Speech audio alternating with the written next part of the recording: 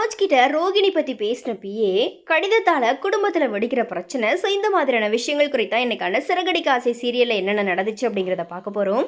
So அந்த வகையில் மனோஜை நேரடியாகவே சந்தித்து பேசுகிறாரு ரோகிணியோட பிஏ. அப்போது ரோகிணி பற்றியும் முத்து பற்றியும் ஒரு சில விஷயங்களை சொல்ல, அதனால் குடும்பத்துக்குள்ள பார்த்தீங்கன்னா பிரச்சனை வெடிக்குது. ஸோ அந்த வகையில் இந்த எபிசோட ஆரம்பத்தில் விஜயா டான்ஸ் கிளாஸில் இருக்கும்போது அந்த காதல் ஜோடியை கவனித்து 2 பேரையுமே தனித்தனியாக ஆட வைக்கிறாங்க. அதுக்கு அந்த பையன், ஏன் மாஸ்டர் எங்கள் மேலே சந்தேகப்படுறீங்களா அப்படிங்கிற மாதிரி கேட்க, சந்தேகம் இல்லை, நீங்கள் 2 பேரும் நல்லா டான்ஸ் ஆடுறீங்க, 2 பேரும் சேஞ்ச் பண்ணால் இங்கே இருக்கிறவங்களுக்கு நல்லா ஆடுவாங்கல்ல அப்படிங்கிற மாதிரி சொல்கிறாங்க.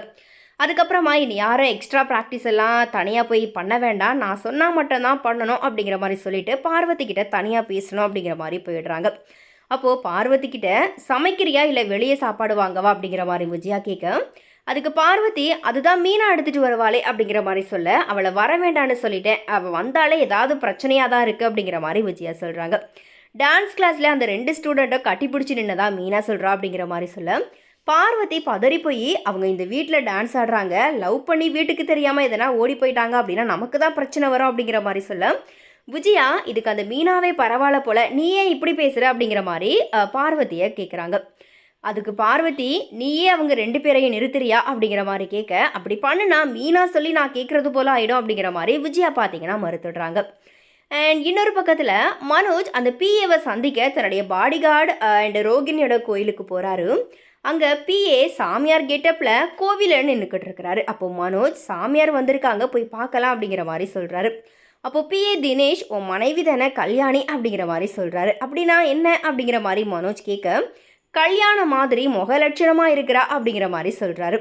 அதுக்கப்புறமா, உன் பேர் மனோஜ்குமார் தானே அப்படிங்கிற மாதிரி சொல்ல, ஆமாம், உங்களுக்கு எப்படி தெரியும் அப்படிங்கிற மாதிரி கேட்க, எனக்கு உன்னை பற்றியும் தெரியும், உன் மனைவி யார், எப்படிப்பட்டவங்க அப்படிங்கிறது பற்றியும் தெரியும், நீங்கள் யாரை பார்க்க வந்திருக்கீங்கன்னோ எனக்கு தெரியும் இந்த மாதிரி சொல்லி, ஒரு ஆள் கொஞ்சம் முன்னாடி தான் என்கிட்ட ஒரு லெட்டரை கொடுத்துட்டு வெளியே போனார் அப்படிங்கிற மாதிரி சொல்ல, அந்த லெட்டரை மனோஜ் படித்து பார்த்ததும், உன்னை இவ்வளோ நாள் தூங்க விடாமல் பண்ணது நான் தான், உனக்கு ஒரு க்ளூ கொடுக்குறேன், சூப்பர் ஸ்டார் ரஜினிகாந்த் நடித்த படத்தோட டைட்டில் தான் என்னோட பெயர் அப்படிங்கிற மாதிரி அந்த லெட்டரில் எழுதியிருக்குது.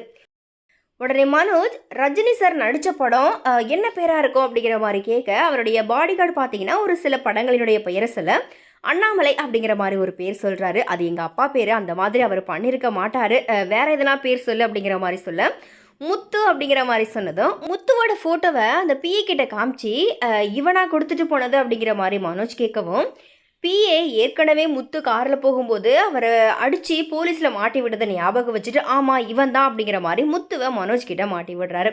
இதனால் கோபமான மனோஜ் வேகமாக அவனை சும்மா விட மாட்டேன் அப்படிங்கிற மாதிரி வீட்டுக்கு வராரு.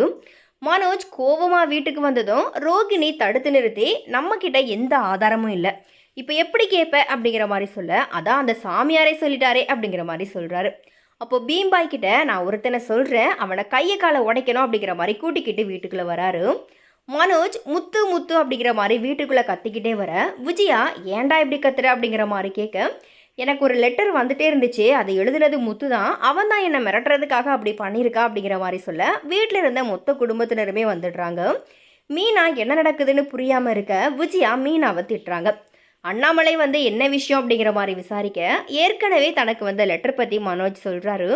அப்போ மீனா, அவர் அப்படியெல்லாம் செஞ்சுருக்க மாட்டாருன்னு சொல்கிறாங்க. ஆனாலும் விஜயா, நீங்கள் 2 பேருமே இனிமேல் இந்த வீட்டில் இருக்கக்கூடாது, வீட்டை விட்டு வெளியே போங்க அப்படிங்கிற மாதிரி திட்டிடுறாங்க.